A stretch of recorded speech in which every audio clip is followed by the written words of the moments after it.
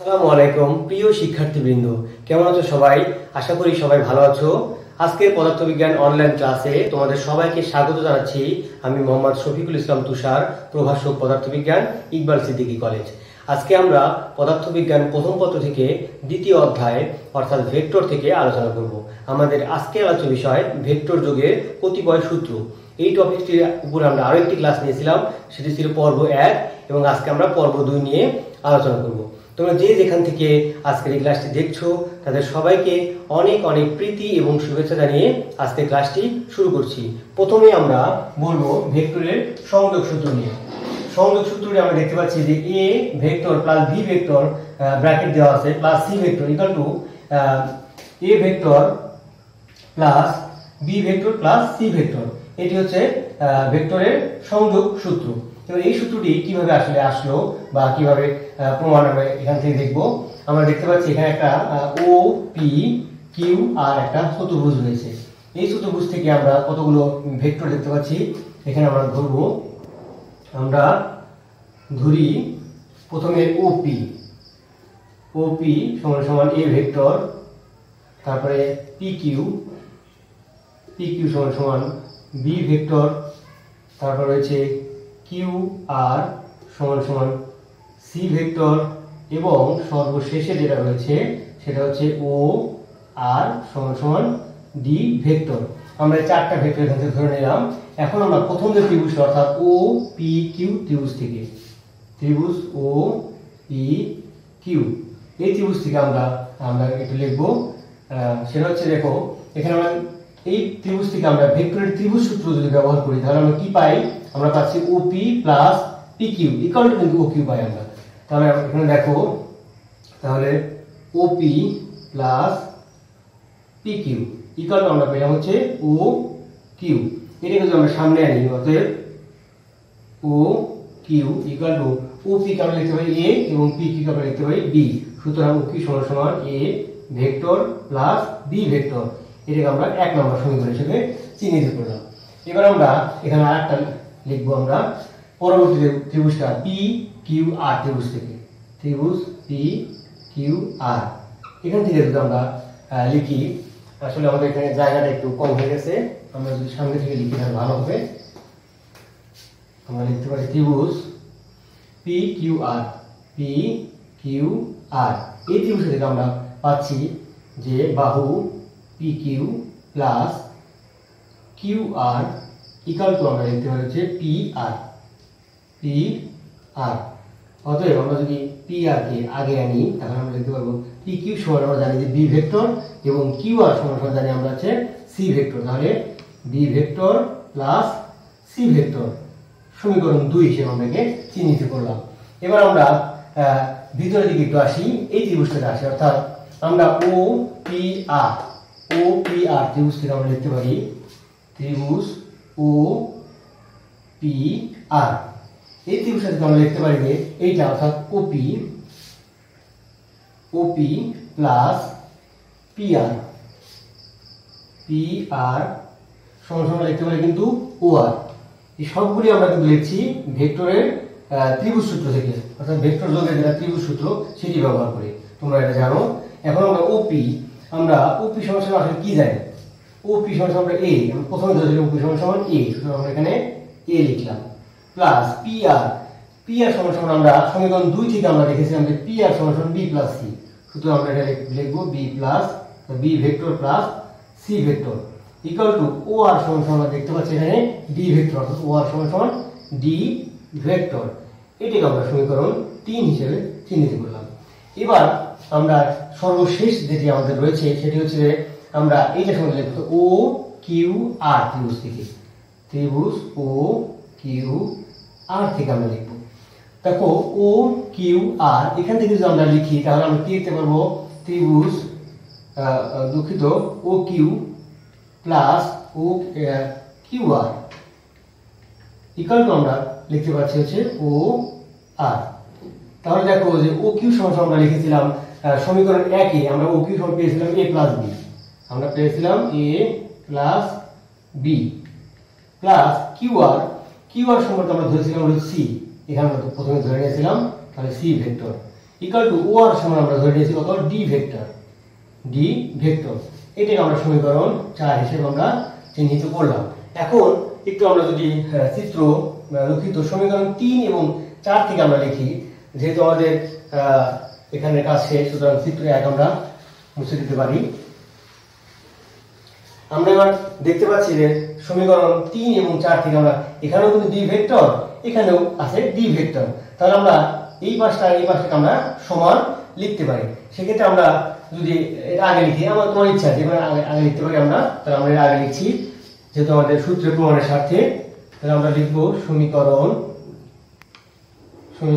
3 ও 4 থেকে পাই। তাহলে 3 নম্বরে আমরা দেখতে পাচ্ছি রয়েছে a প্লাস বি, একটা ব্র্যাকেট রয়েছে, plus C vector equal to, এইদিকে রয়েছে কিন্তু প্রথমে a ভেক্টর প্লাস ব্র্যাকেটের মধ্যে রয়েছে b plus C vector, b plus C vector.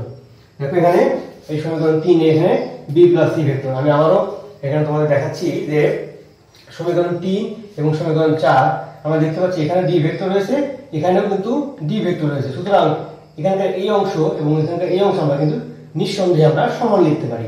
সুতরাং এখানে আমরা সেটাই করেছি, প্রথমে লিখেছি a plus B vector plus এখানে সি ভেক্টর ইকুয়াল টু, এখানে আমরা দেখিয়েছি যে a ভেক্টর, দেখো এখানে a vector plus b plus C vector, b plus C vector.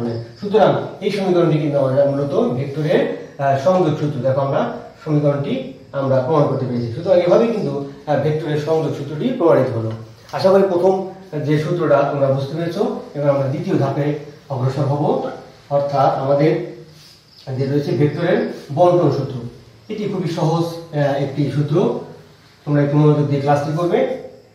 আমরা দেখতে পাচ্ছি যে একটা ত্রিভুজ ও পি কিউ এখানে আমরা দেখতে পাচ্ছি। আমরা এখান থেকে ধরি ওপি ইকুয়াল টু এ, এবং আমরা লিখতে পাচ্ছি ও দুঃখিত পি কিউ সমান সমান লিখা হচ্ছে বি ভেক্টর। অতএব আমরা এই ত্রিভুজ থেকে আমরা লিখতে পারি ভেক্টরের ত্রিভুজ সূত্র অনুযায়ী লিখতে পারি ওপি প্লাস পি কিউ। দেখো OP plus P Q equal to আমরা লিখতে পারি কিন্তু ও কিউ। তাহলে অতএব আমরা যদি এখান থেকে আসি যে ও কিউ সমান সমান কিন্তু আর, তাহলে এটা সমান কি A vector, A plus B vector equal to O Q সমান আমরা আর ধরে নিয়েছি, তাহলে আর ভেক্টর অর্থাৎ আর হচ্ছে লব্ধি। এটাকে আমরা সমীকরণ 1 হিসেবে চিহ্নিত করলাম। এবার একটু লক্ষ্য করো, আমরা ওপি যে ভেক্টরটি রয়েছে অর্থাৎ এ ভেক্টরকে আমরা একটু আমরা এম গুণ বর্ধিত করব। এম একটা স্কেলার রাশি, আমরা এম গুণ পরিমাণ এটাকে বর্ধিত করব। দেখো এটা আমরা এম গুণ বর্ধিত করেছি, আমরা কিন্তু এম পরিমাণ না এম গুণ বর্ধিত করেছি। সুতরাং ও আমরা বর্ধিত করলাম, এখানে একটা নাম দিলাম এস, আমরা নাম দিলাম হচ্ছে এস। তাহলে আমরা ও থেকে এস পর্যন্ত পুরোটা একটা ভেক্টর রাশি হয়ে গেল। অতএব আমরা লিখতে পারি যে ও এস এই ভেক্টরটা সমান সমান লিখতে পারি M A vector, M O S সমান এম এ ভেক্টর। কারণ আমি আগে বলেছি যে আমরা এম পরিমাণ নয় এম গুণ বৃদ্ধি করেছি।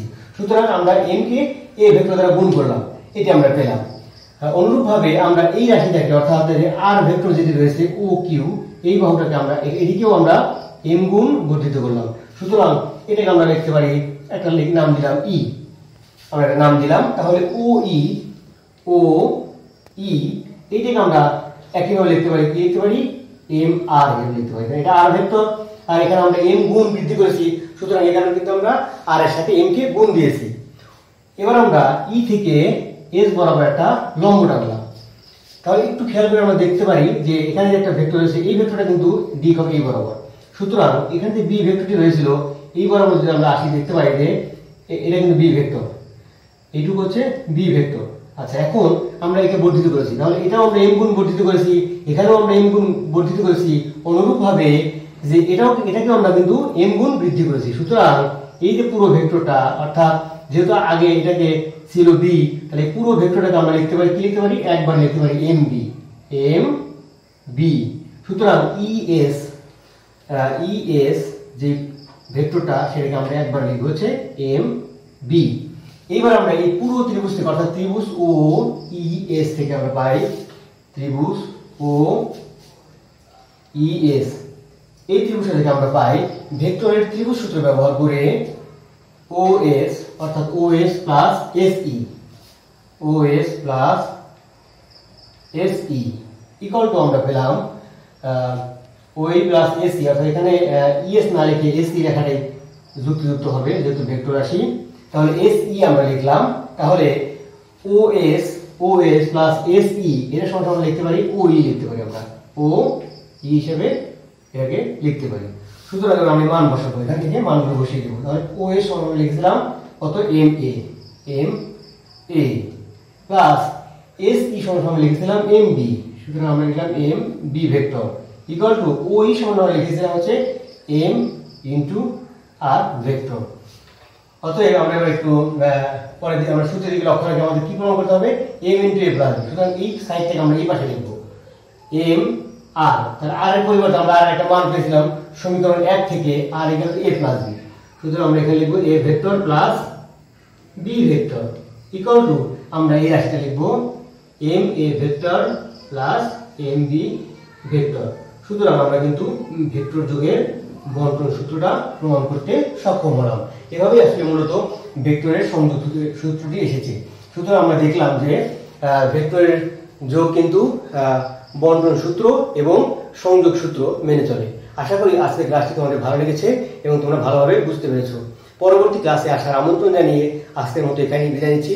সবাই ভালো থাকো, সুস্থ থাকো, সবাইকে অনেক অনেক ধন্যবাদ।